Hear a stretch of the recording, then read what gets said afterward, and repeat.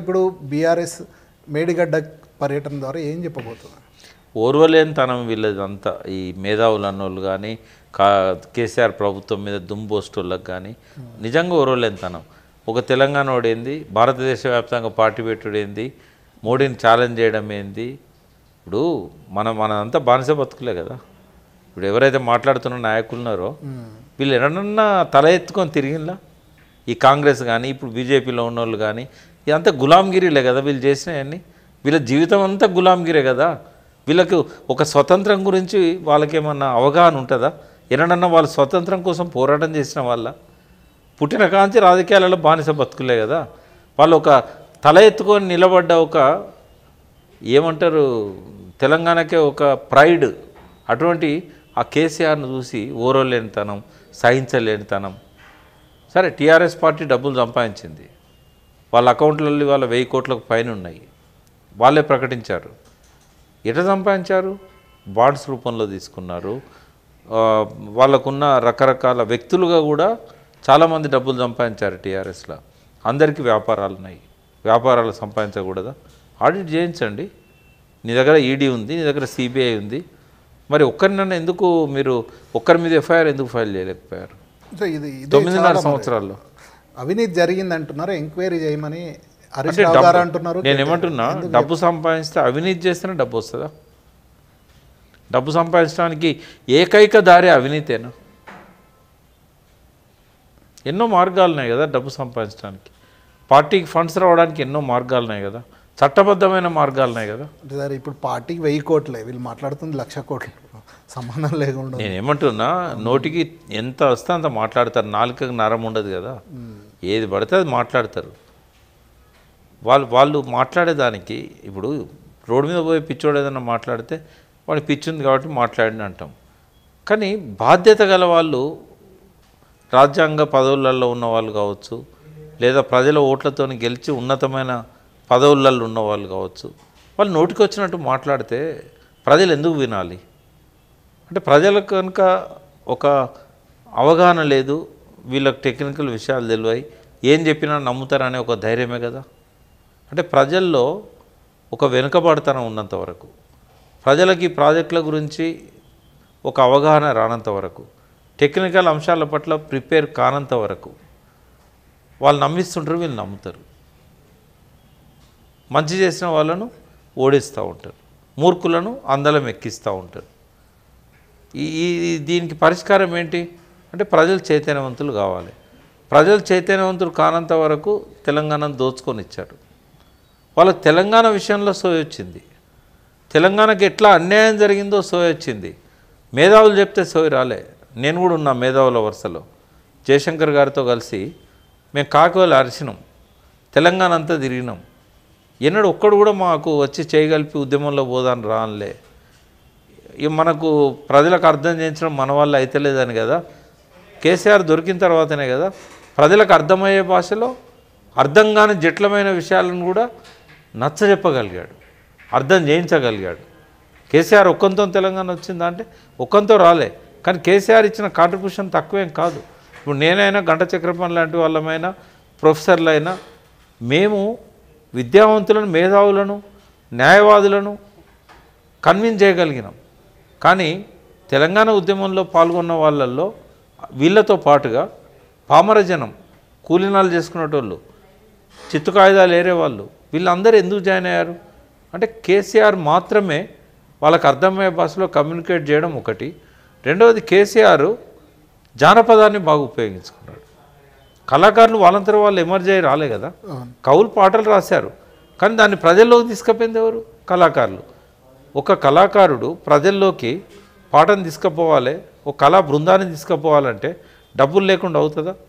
అక్కడ మీటింగ్ ఎవరు పెట్టాలి, స్టేజ్ ఎవరు కట్టాలి, కరెంటు ఖర్చులు ఎవరు పెట్టాలి, జనాన్ని ఎవరు సమీకరించాలి, ఇక్కడ నుంచి వెహికల్స్ ఎవరు అరేంజ్ చేయాలి, వాళ్ళ తిండి ఏర్పాట్లు ఎవరు చూడాలి, ఇదంతా చేసింది కేసీఆర్ కదా. ధూమ్ధాంలో పోయి సపోర్ట్లు కొట్టిన టీవీలో సంతోషపడ్డాం. ఒక్కొక్క పాట రాయించడానికి వెనకాల ఆయన శ్రమ లేదా? సుద్దాల అశోక్ తేజాన్ని కూర్చోబెట్టి అడగండి. మొట్టమొదటి ఇది తెలంగాణ పేరుతోని మొదటి పాట తెలంగాణ ఉద్యమంలోకి వచ్చింది. ఆ క్యాసెట్లో ఉన్న పాటలు సుద్దాల అశోక్ తేజ రాశాడు, రసమై బాలకిషన్ దాన్ని రికార్డ్ చేశాడు. ఎన్ని నెలలు పట్టింది ఆ ఒక్క క్యాసెట్ రావడానికి, ఎన్ని రాత్రులు ఎన్ని గంటలు కేసీఆర్ గారు ఆ పాటలను ఒక షేపుకు తీసుకురాగలిగాడు. అంటే ఇదంతా ఒక అవగాహనను సోయిని పెంచితే తప్ప తెలంగాణ ప్రజలు ఈ మూర్ఖులకు బుద్ధి చెప్పరు. అందుకే ఇవాళ చెలో మేడిగడ్డ అని ఏదైతే మన కేటీఆర్ గారు పిలిపించారో, బీఆర్ఎస్ పార్టీ పిలిపించిందో, ఇది రైట్ టైంలో తీసుకున్న డిసిషన్. దీనివల్ల ఏం జరుగుతుంది, రేవంత్ రెడ్డి డొల్లతనం అనేది బట్టబయలవుతుంది, ప్రజలకు మేడిగడ్డ మీద అవగాహన పెరుగుతుంది. ఇది చెలో మేడిగడ్డతో ఒక్కరోజు ఎమ్మెల్యేలను తీసుకుపోయి ఆపకూడదు. ఇది గ్రామాన రైతులను ప్రజలను సమీకరించాలి, వీటి మీద మాట్లాడగలిగేటట్టు అక్కడ నాయకులను తయారు చేయాలి.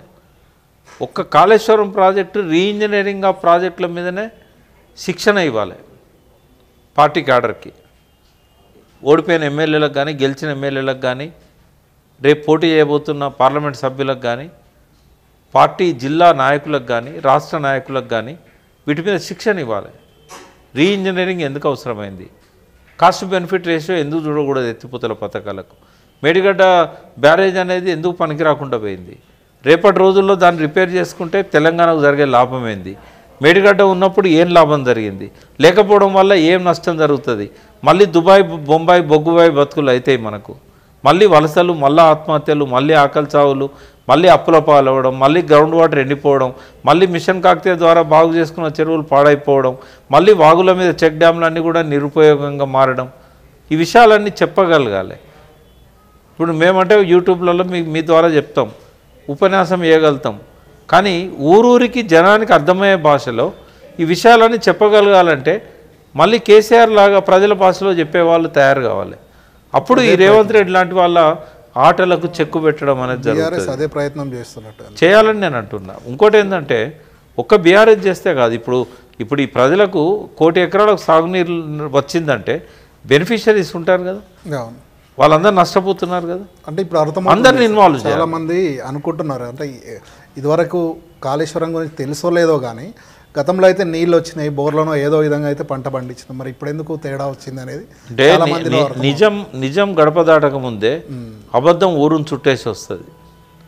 రేవంత్ రెడ్డి అబద్ధాలు ప్రచారం అవుతున్నంత వేగంగా, ప్రచారం అవుతున్న స్థాయిలో నిజం ప్రచారం కావడం లేదు. దానికోసం శ్రీకారం చుడుతున్నారు మార్చి 1 నాడు. ఇది ఆపకూడదు, ఇది పార్లమెంట్ ఎన్నికలతో సంబంధం లేని అంశం. దీన్ని గ్రామానికి తీసుకుపోవాలి. రైతు సంఘాలు ఉన్నాయి, వామపక్ష పార్టీల ఆధ్వర్యంలో ఉన్నా లేకుంటే ఇండివిజువల్ ఉన్నా, లేని కాడ రైతు సంఘాలు పెట్టాలి. పార్టీ పెట్టకపోవచ్చు కానీ ఔత్సాహికులైన రైతులు, యువకులు బెనిఫిషరీ జరిగి ఇప్పుడు రాకపోతే ఆటోమేటిక్గా వాళ్ళు వస్తారు, కడుపు మండాలి కదా, వాళ్ళు వస్తుంటారు, కంపల్సరీగా వస్తారు, వాళ్ళకు చెప్పేస్తే అయిపోతుంది. మళ్ళీ పాటలు వస్తాయి, తలాపున పారుతుంది గోదారి, నీచేను నాచెల్క ఏడారి, పక్కనే పారుతున్న గోదారమ్మ మనల్ని గొడ్రాలు చేసిపోయిందని గద్దర్ అన్నాడు, సుక్క నీరు లేనిదానా చూడు తెలంగాణ అని అందశ్రీ పాడిండు. అంటే మళ్ళీ అటువంటి పాటలు రావాల్సి వస్తుంది ప్రజల లోపల. ఆ జానపదం ద్వారా కేసీఆర్ లాంటి వాళ్ళ మాటల ద్వారా, మాలాంటి వాళ్ళ టీవీ డిబేట్స్లలో మేము మాట్లాడిన విషయాలు కానీ, పత్రికల్లో మేము రాసిన ఆర్టికల్స్ కానీ, మేధావులంతా విద్యావంతులంతా, తెలంగాణ విద్యావంతుల వేదిక అప్పుడు కోదండరాం మల్లెపల్లి లక్ష్మి ఆధ్వర్యంలో చాలా అద్భుతంగా కృషి చేసింది. అటువంటి వాళ్ళ కృషి వల్లనే తెలంగాణ ఎందుకు అవసరం అనేది ప్రజల్లోకి పోయింది. కానీ నీటి విషయాలల్లో ఇంకా స్పష్టత పూర్తిగా రావాలి. రీడిజైనింగ్ ఎందుకు అవసరమైంది, మన వాటా మనం నీళ్లు ఉపయోగించుకోవాలంటే పైన నీళ్ళు లేవు, కింద ఉన్నాయి, కింద నుంచి మనం ఎట్లా తీసుకోవాలి, ఎత్తిపోతలు ఎందుకు అవసరమైనవి, ఎత్తిపోతల్లో ఉన్న సంక్లిష్టత ఏంది, ఇవన్నీ విషయాల మీద కూడా ఎందుకు వీళ్ళు ఇట్లా మాట్లాడుతున్నారు రేవంత్ రెడ్డి లాంటి వాళ్ళు. కేసీఆర్ను బలిపశం చేయడం అంటే కేసీఆర్ మీద కోపంతో మేడిగడ్డను ఎందుకు బలి చేస్తున్నారు, ఈ విషయాలన్నీ. అందుకే నేను ఒక క్యాప్షన్ చెప్పిన వాళ్ళకి, రైతన్న మేలుకో, మేడిగడ్డను కాపాడుకో.